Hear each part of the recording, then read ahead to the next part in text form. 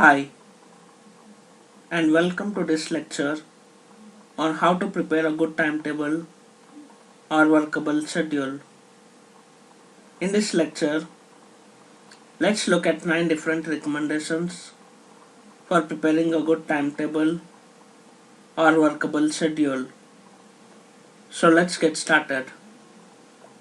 Here are 9 recommendations for preparing a good timetable. They are as follow. List the priorities, how many hours to study, avoid late night hours, don't make over schedule, don't overburden yourself during exams, sleep for 7 to 8 hours in the night, divide time into blocks, take well balanced diet, and studying is part of life.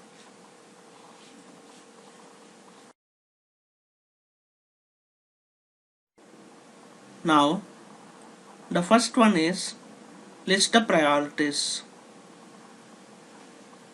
Put down most important things or subjects first in your timetable to make sure that they are done.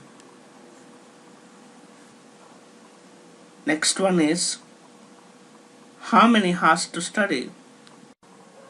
The rule of thumb that you should study 2 hours for every hour in class is a rough guide at best.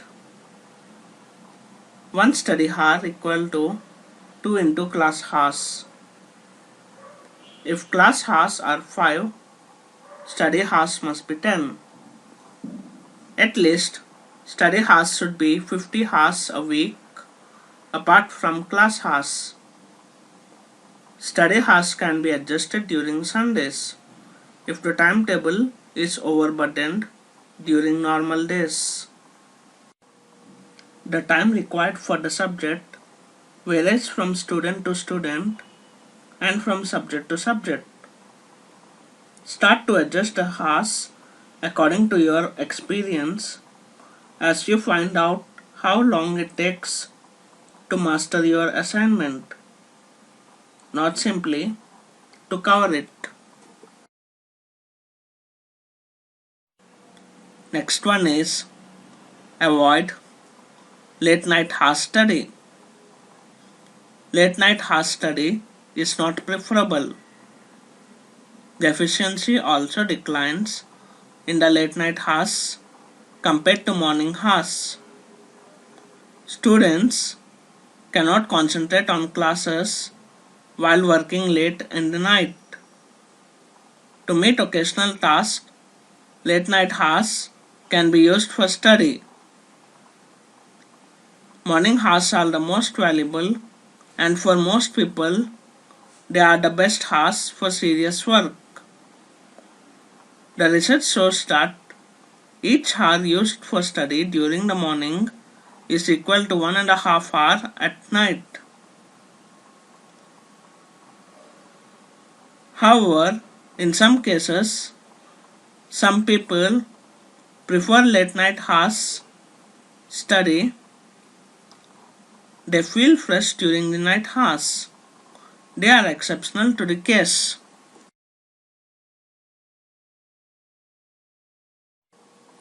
Next one is don't make overschedule. Setting deadlines is vital for completion of any work without delay. You can only fill a liter of water in a container with the capacity of 1 liter.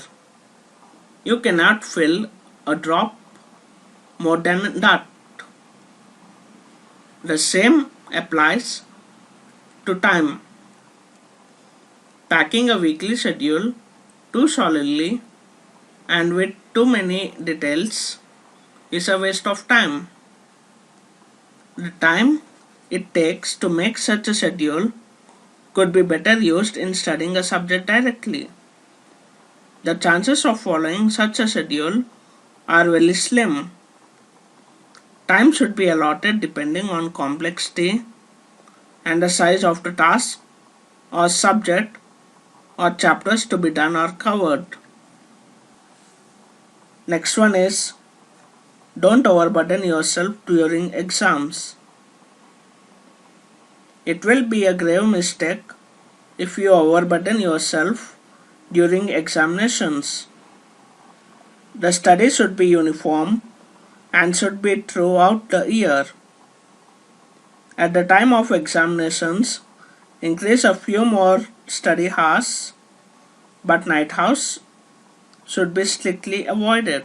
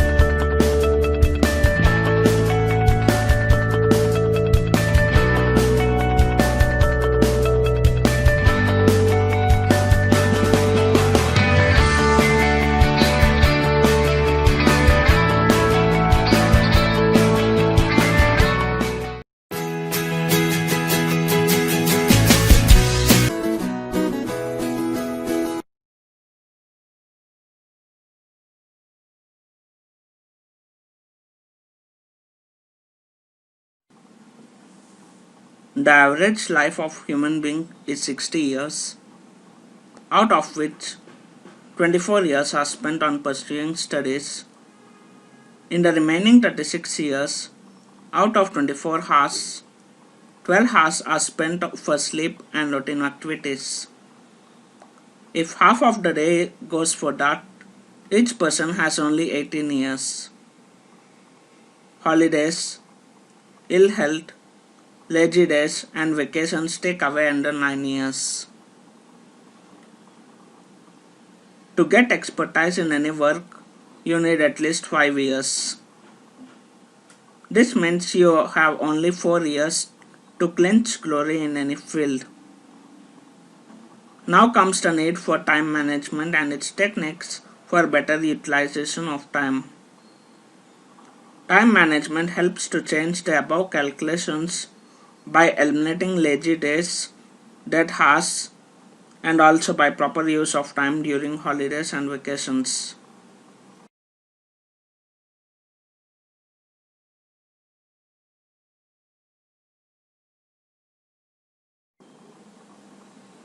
Rule out the word no time from your dictionary. People who manage their time are successful and productive. People who can't end up in a failure. There are many people who are examples of time management in this world. Now, let us look at one of them. Winston Churchill, a British politician, though busy with politics, had written many books and painted beautiful paintings. He never said that he had no time. An institution or organization will flourish in the market with best time management practices. So is the case with individuals. Each and every person fighting for success should know how to manage his or her time. You must know that managing your time will improve quality of life.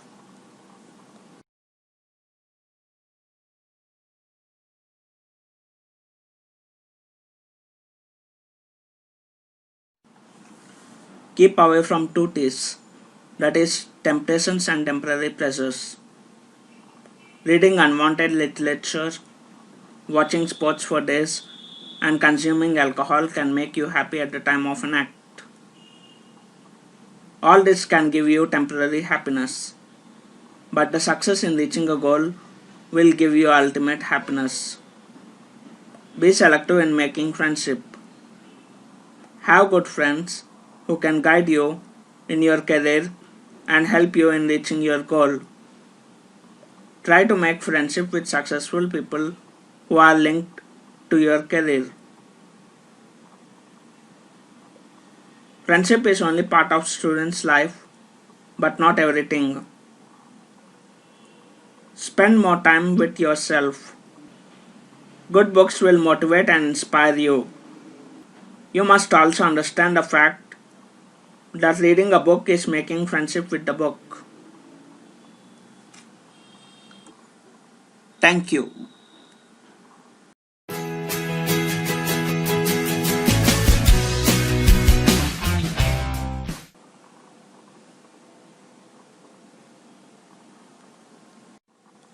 Hi.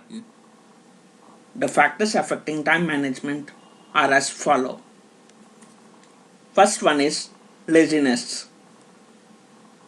Laziness is the biggest enemy to a student aspiring for success. One may feel comfortable being lazy. Example of laziness is sleeping all the time without study. Come out of comfort zone to take up a challenging task and win it. Learn to love whatever you do. This is one of the best ways to maximize time utilization.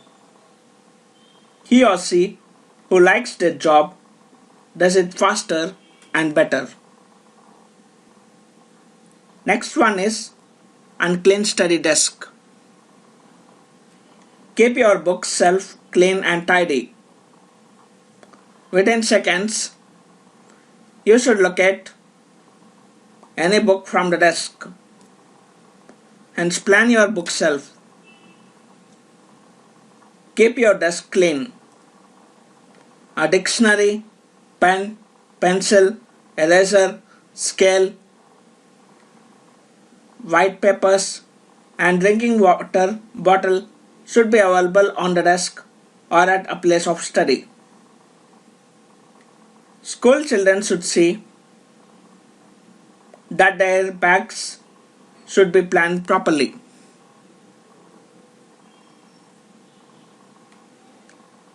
Next one is routine tasks. Don't waste much of your time on routine tasks and daily activities. Study should be the prominent task. Most of us waste time on daily activities and routine tasks. Example of routine tasks are watching television for hours and spending more time on bathing. And the last one is gossip, chat, and watching television. Eliminate gossip. It's nothing but waste of time. Avoid unnecessary discussions and keep away from heated arguments that kill your time as well as mood. Think before you interrupt anyone, because their time is as valuable as yours. And finally, don't waste your time watching TV for hours. It is an idiot box. Rather, allocate that time to read professional magazines. Thank you.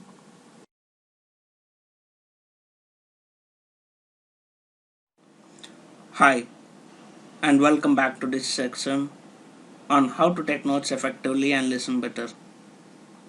Now, in this lecture, let us have a glimpse on how to listen better. So, let's get started.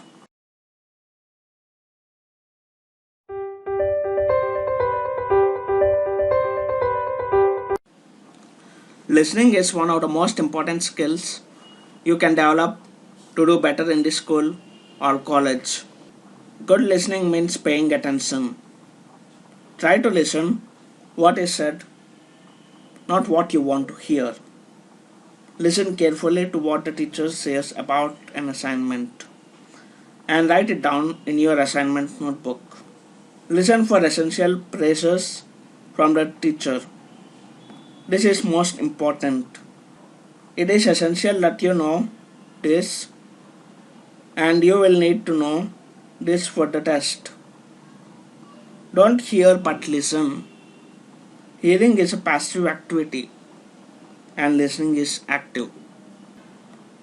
Listening is divided into three important classes. They are as follow: before the class, during the class, and after the class. Now, let us look at each one of them in detail. First one is before the class. Think about what the class is going to be. What were the main points covered in the previous class? Review your assignment for the class. Then, during class, relate what you have already learned to what is being taught. Concentrate on the subject being taught. Take notes on the main points. Question yourself about the subject and clarify doubts from the teacher or lecturer. And after class, review your notes and think about the subject covered in the class. Then, rewrite your notes. Thank you.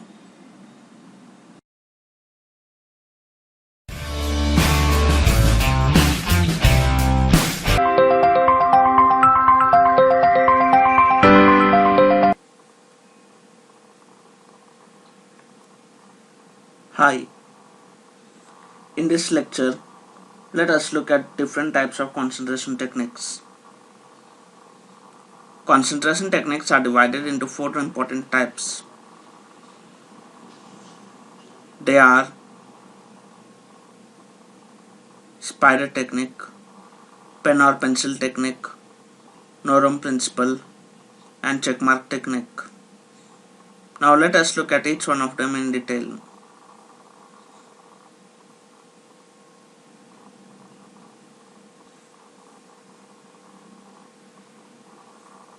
First one is spider technique. One should ignore the external disturbances and concentrate on work. For example, let us consider a vibrating tuning fork is close to the spider's web. It will set up vibrations in the web itself. Then spider reacts to the vibrations and becomes worried. Later it learns to ignore the vibrations. This must be an example for each and every individual who are often distracted by external disturbances. Hence, one should ignore the external disturbances. Next one is pen or pencil technique. Whenever working to learn, always study with a pen or pencil in hand. For example, if you are reading a subject in chemistry, stop after reading several paragraphs and write the key points on the paper briefly. If after reading several paragraphs no words come to you, then go back and read the passage again. Read with determination and concentration to make sure that you will learn the key points. And I would like to state that pen or pencil technique promotes concentration.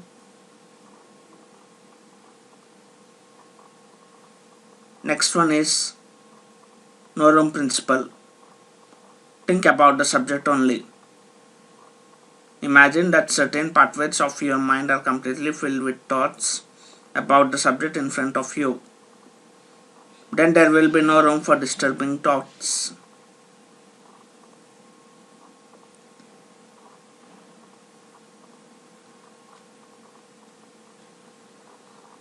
And the last one is checkmark technique.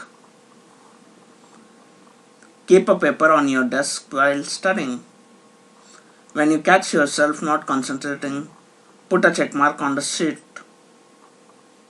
The mere acting of checking will remind you to get back to work. After 1 or 2 weeks, you will be coming down to 1 or 2 check marks per page. This implies that your concentration has increased. Thank you.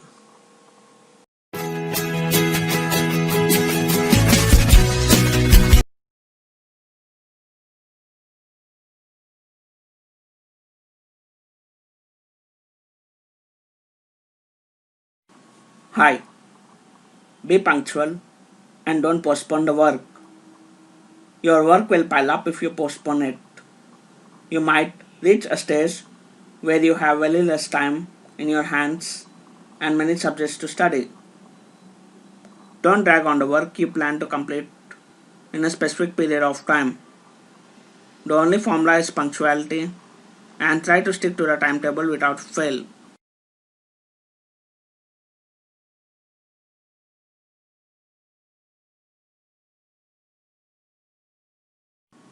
Performing physical exercise and playing games for an hour will keep you physically fit. But don't spend more than an hour in gyms unless you want to become a bodybuilder. A brisk walk or a jog in the morning is enough, and mild warm ups will do good for the students. Time management is not doing things quickly but more effectively. It is breaking down long term plans into weekly and daily action plans. Review your goals every day for about 10 minutes. The best time is before you go to bed and when you wake up in the morning. Think positively before going to bed. Start your day on an optimistic note. Take the help of your teachers, parents, and your friends in planning your time.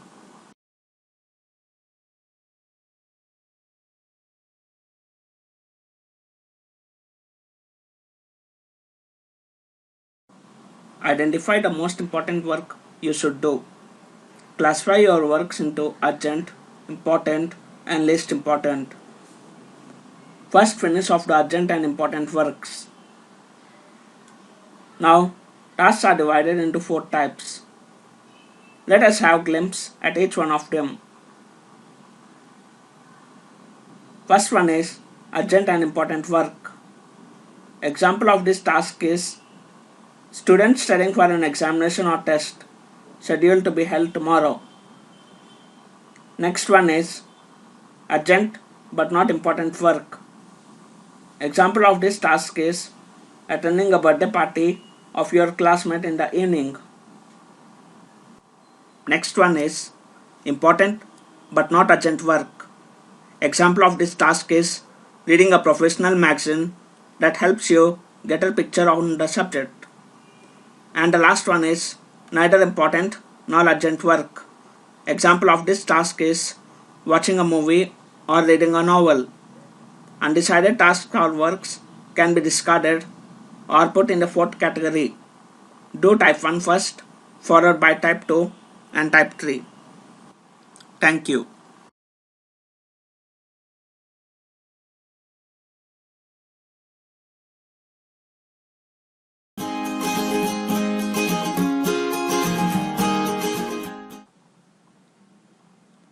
Hi and welcome to the section on how to take notes effectively and listen better.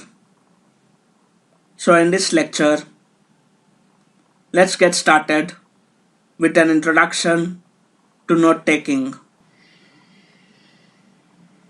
Most of the students do the cramming and follow the habit of rote memory, and hence the study becomes painful and boring. It also consumes a lot of time.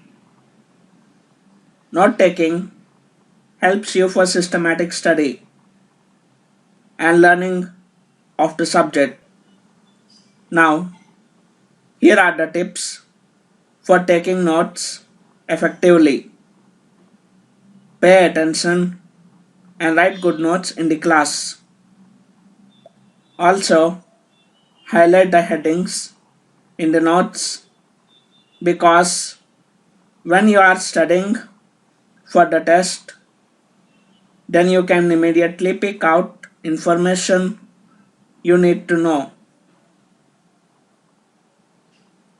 Now the question arises, why is the note taking so important in study? The answer is simple. Note taking helps to construct a permanent record which can be used for revision and subsequent relearning. It helps to overcome our limitations in recording and storing information. Note taking itself involves vision, muscular, and kinesthetic senses as well as hearing may facilitate learning. According to an experiment, note takers scored about 65%, non note takers only 25%. The note takers had been able to go over and rehearse their notes in the interim, while the others had only their remote memories to rely on. Now, let us look at the 4 do's during note taking. The 4 do's during note taking are as follows. Be prepared to take notes when class begins. Have your notebook open and pen in hand. Avoid all distractions. Chit chat with friends during the class will be a distraction to you as well as other students. Participate constructively in the class discussions. Ask questions during the lectures. And lastly, let us look at the symbols and abbreviations used in note taking. Since your notes will usually only be read by you, you can reasonably employ any symbols or shorthand devices which will help you to take notes more quickly. The common symbols and abbreviations which are generally useful are as follow. E.g., which stands for example. Similarly, CF stands for compare, remember in this context, and so on. Thank you.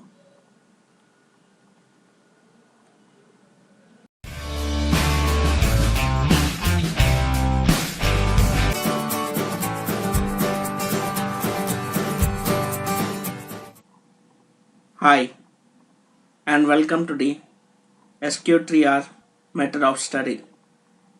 First of all, SQ3R stands for survey, question, read, recite, and revise. In this lecture, we will be looking at survey and question. So let's get started with an introduction.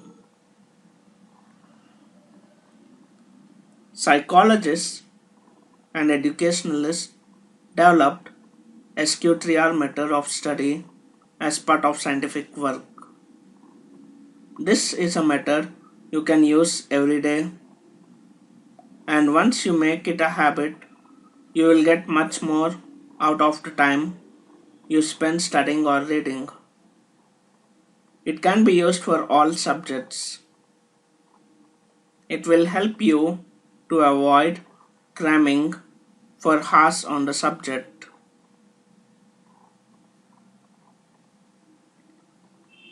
Let us look at each one of them in detail. First one is survey. Instead of picking up a textbook and reading one of its subjects over and over, SQ3R helps you for the best learning. In the first step of SQ3R, survey the matter to be studied. This is done very quickly in anything from a few seconds to a few minutes. Survey is also known as preview. Now, survey is divided into two types. They are surveying a book and surveying a chapter. First one is surveying a book.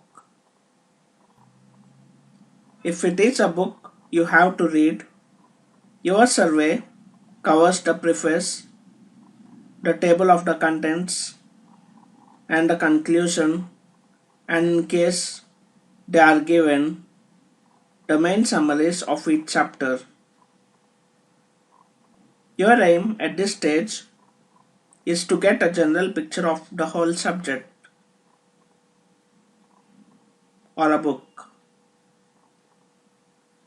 Next one is surveying a chapter. If you have to study a chapter or article, look through the main titles and subdivisions. This takes only a few minutes or even less than a minute. Make sure that at this stage you get the purpose and the structure of the book or an article. Read the first and last sentences of the first and last paragraphs and first sentences of each paragraph in between. The first and last paragraph of any chapter are likely to be important. Read words in italics. Important things will be italicized to minimize stress.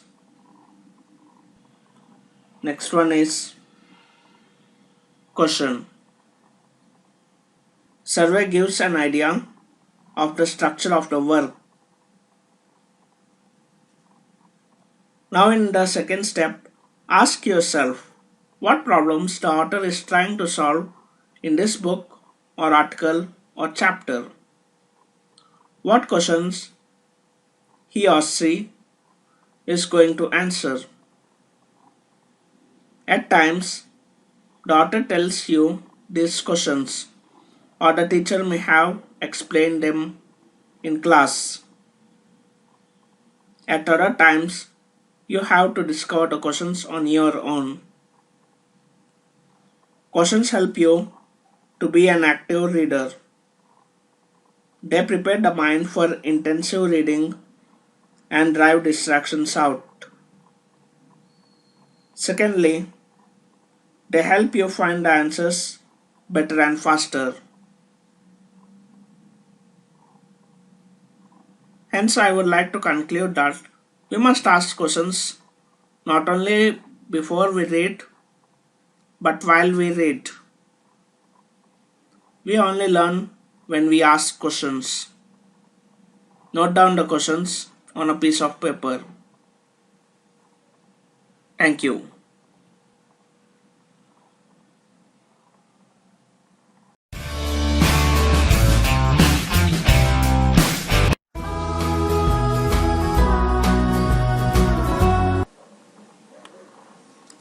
Hi, and welcome to this section on top secrets for improving your study skills. Now in this section, we will have a glimpse on external and internal distractions in study. Then we will be having a look at 4 important concentration techniques, followed by 7 different study formulas. Then we will be learning about the SQTR method of study, and finally we will be looking at how to use SQ3R method and an application of SQ3R method in the real life. So in this lecture, let's get started with an external and internal distractions in study. Many students have good will to study and make the best efforts to pursue their study. However, they get distracted often. There are many factors causing these distractions. Distractions are divided into two types: external distractions and internal distractions. There are four types of external distractions. They are as follow: physical conditions of work, ventilation, lighting, noises and music. Now, let us look at each one of them in detail. First one is physical conditions of work. Find a good place of study. Study in the same place every day for conditioning effect. A comfortable chair, study desk, book stand, calendar, rough book, pen, pencil, and dictionary are essential for concentration during study. The desk should be at a minimum size of 4 feet in height and 2 feet in width to allow room for plenty of books. Chairs should be of such a height that your feet could be placed flat on the floor when your knees are at right angles. Next one is ventilation. Pure air to breathe will keep you fresh. Shutting down a room with no means of ventilation results in the decrease of oxygen and you will feel nausea and headache. Next one is lighting. Artificial lighting must be free from glare and flicker and should be uniformly distributed and adequate. There are basically four types of illumination: daylight, indirect, semi-direct, and direct. The direct type of lighting is worse, which exposes eye to the direct glare of lamp. Semi-direct lamp is like white glass globe enclosing the lamp, which diffuses the light. In indirect lighting, all the light goes to the ceiling and upper walls and distributes evenly in the room. I would like to state that lighting should neither be too bright nor too dim. Next one is noises and music. Study place should be calm and quite away from the noises. Background music may not be helpful in all cases. Effects of music depend on attitude towards music. There will always be some noise around us. Avoid disturbances if you can, but do your best to ignore the noise you cannot avoid. And lastly, by all means, do not let yourself become annoyed. And lastly, I would like to conclude that concentration during the study is your investment for effective listening and learning.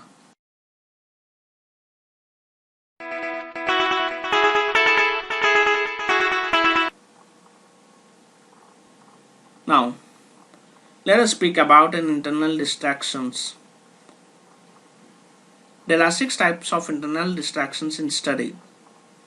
They are as follow: daydreaming, personal problems, difficulties in a subject, aiming too high, indecision, and worry.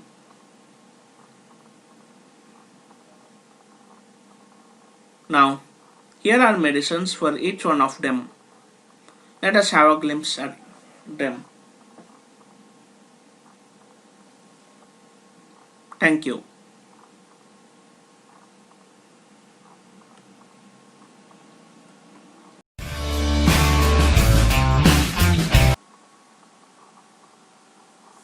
Hi, let us look at the 7 formulas for you to excel in studies.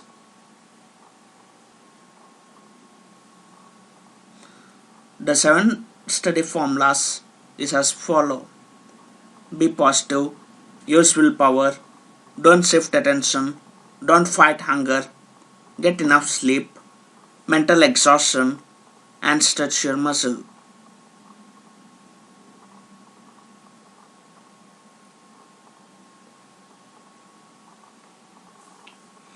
Let us look at each one of them in detail. First one is be positive. Try to look upon studying as an opportunity to learn rather than as an unpleasant task to complete. As you may be spending a great deal of time in your room, do not make it a prison rather than consider it a place of learning.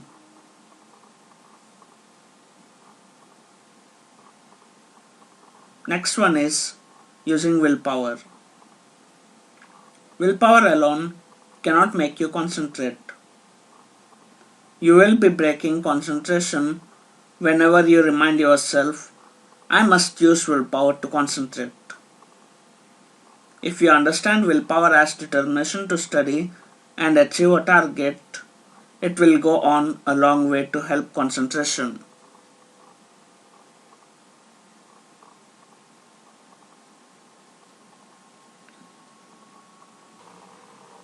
Next one is don't shift an attention. It is quite natural to shift your attention frequently. Probably this is an inheritance from our ancestors who had to be constantly aware of what was going on around them. There will be shifts within the subject matter at hand and try to come back from the shift within minutes.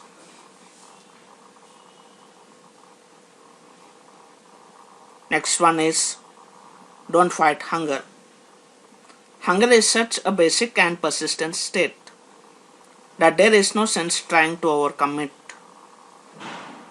Give in, feed yourself, and then go back to work. You need a balanced diet and, in particular, a protein rich food.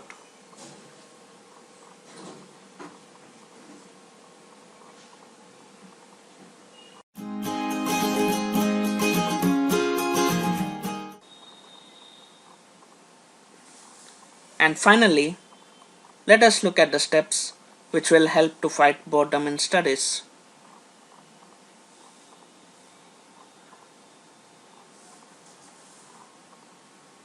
The steps that will help to fight boredom are as follows: alternative textbooks, workbook, individual tutoring, small group discussions, and previous question papers.